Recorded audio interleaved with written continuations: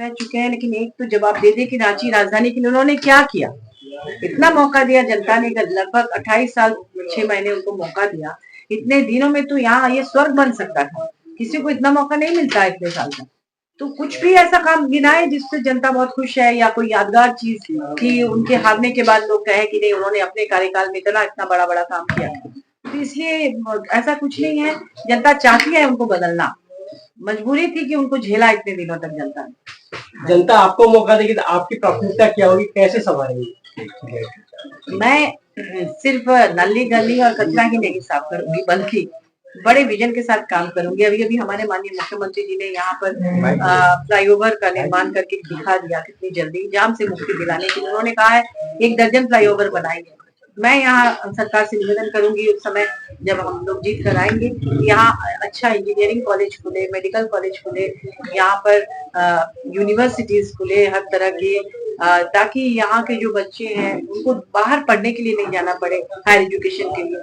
यहाँ IT sector हम खोलना चाहेंगे, ताकि लोग जब नौकरी के लिए बाहर चले जाते हैं तो बुजुर्ग अकेले पड़ जाते हैं, तो उनके बच्चे उनके घर में रहकर, उनके परिवार में रहकर काम भी करें, यहाँ पढ़ाई भी करें, और साथ ही हमारे राज्य का भी डेवलपमेंट हो। जब यहाँ के जो टैलेंट्स हैं, युवा शक्ति है, वो अगर यहाँ रहकर काम करेगी तो झारखंड का और ज्यादा डेवलपमेंट होगा। तो ये सारी चीजों के लिए रांची एक बहुत ही एक ऐसा सुटेबल जगह है जहाँ पर ये तमाम चीजें हो सकती हैं। यहाँ काफी लोग टैलेंटेड लोग हैं, यहाँ व्यापार भी अच्छा हो सकता है। अभी अभी जो ट्रांसपोर्ट नगर बसाया है माननीय मुख्यमंत्री जी ने, उसे आप देखिए, वो देखकर लगेगा नहीं कि वो हम रांची में है, बिल्कुल फॉरेन जैसा लग रहा है। तो यहाँ इसी को हम लोग अमेरिका इंग्लैंड जैसा उन्नत देश बनाएंगे। तो इसलिए हम लोगों को इसमें सब लोग मिलकर करना है। अपने हमारे माननीय मुख्यमंत्री हेमंत सोरेन जी का सपना है झारखंड को नंबर 1 राज्य बनाना, हम सब मिलकर उसे पूरा करेंगे। आप महिला है, महिला सम्मान योजना कितना लाभ मिल रहा है? देखिए, महिलाओं भाजपा के कार्यकाल में यहाँ महिलाओं की तस्करी हुआ करती थी, नौकरी के नाम से उनको दलाल दूसरे राज्यों में ले जाते थे, उनको टॉर्चर करते थे। माननीय मुख्यमंत्री जी उनको वापस भी लाए और उनको सम्मानजनक रोजगार से जोड़ने के लिए तरह तरह की योजनाएं दी। और महिला सम्मान योजना उनको एक सपोर्ट देने के लिए है। 1000 से बढ़ाकर 2500 कर रहे हैं दिसंबर से, ताकि हमारी महिलाएं सम्मानजनक जीवन जी सकें। तो अपने अपने स्टेट में तो फेल्यूर हो चुके हैं, अब झारखंड में आए हैं।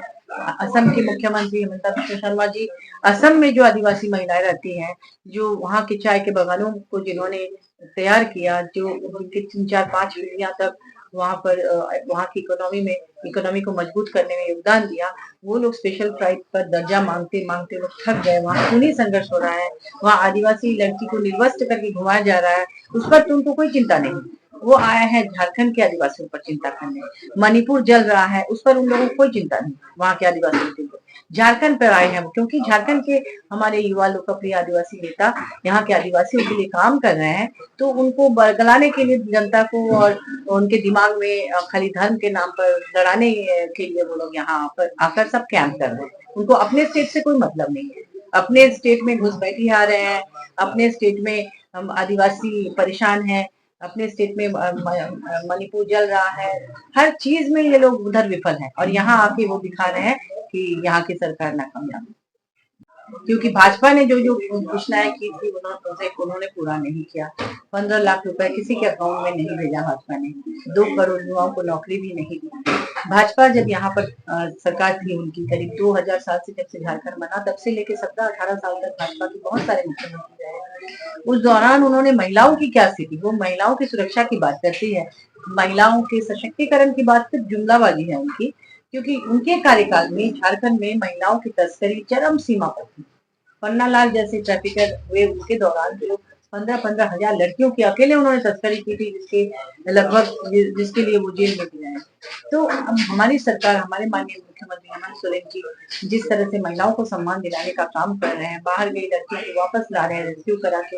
अब शुरुआती दौर में ही उन्होंने ये काम किया, फिर उनको यहाँ पर सम्मानजनक रोजगार से जोड़ने के लिए उन्होंने तरह तरह की योजनाएं लॉन्च की, और साथ ही मैया सम्मान की राशि को 1000 से बढ़ाकर उन्होंने 2500 कर दिया, क्योंकि 1000 से क्या होता है ये सोचकर। तो वो यहाँ पर उनको सशक्त करने के लिए, उनके लिए स्कूल में भी सावित्रीबाई फुले किशोरी समृद्धि योजना आरंभ किया, ताकि वो किसी के चंगुल में फंसकर नौकरी के लिए काम करने के लिए बाहर न चली जाए, बल्कि यहाँ रह के अपने आप को हर तरह से समृद्ध करे। शिक्षा में सेम स्कूल ऑफ एक्सीलेंस, विदेशों में स्टूडेंट्स को भेजना, प्रतिभाशाली स्टूडेंट्स को लंदन स्कूल ऑफ इकोनॉमिक्स जैसे संस्थानों में भेजना, और तरह तरह के काम उन्होंने किए सबके लिए, हर वर्ग के लिए। तो इसलिए भाजपा जो भी कह ली, जनता समझ चुकी है कौन उनके लिए काम करते हैं। अभी देखिए बिजली इलेक्ट्रिसिटी 200 यूनिट फ्री कर दिया उन्होंने सबके लिए, और उसमें लगभग 1400 रुपए उसकी कीमत आती है। हर परिवार को अगर 1400 की राहत मिलती है, हर घर में बिजली जलती है, फैन चलता है, मोबाइल रिचार्ज कर सकते हैं, जो आर्थिक रूप से कमजोर हैं टीवी चला सकते हैं, कितनी बड़ी राहत है। और भी बहुत सारे स्कीम्स हैं जो वो कर चुके हैं और कर रहे हैं। भाजपा चुनाव के याद करेंगे उनको, कब कब मुलाकात हुई थी आपकी? देखिए वो एक महान गायिका थी, और छठ के गीतों को, छठ पर्व के गीतों को एक वैश्विक पहचान उन्होंने दिलाया। एक ऐसी क्षति है जिसकी पूर्ति कोई नहीं कर सकता, और लोक गायिका के रूप में उन्होंने भारत को एक पहचान दिलाया, क्योंकि लोकगीत, लोक कलाओं का बहुत महत्व है, और कितना महत्व है ये उन्होंने साबित करके दिखाया है। एक आम गृहिणी थी वो, लेकिन वहां से निकलकर उन्होंने पूरे देश में और उसके बाद विदेश में भी छठ के गीतों को अपनी पहचान दिलाई है। ये हम उन्हें भावभीनी श्रद्धांजलि अर्पित करते हैं, और ईश्वर उनकी आत्मा को शांति प्रदान करे, और उनका आशीर्वाद सभी को मिलता रहे, जो भी लोक गीतों को, लोक कला, लोक नृत्य, लोक संगीत को पहचान दिलाने में लगे हुए हैं। ऐसे गायक गायिका के वो रोल मॉडल हैं और हमेशा रहेंगे।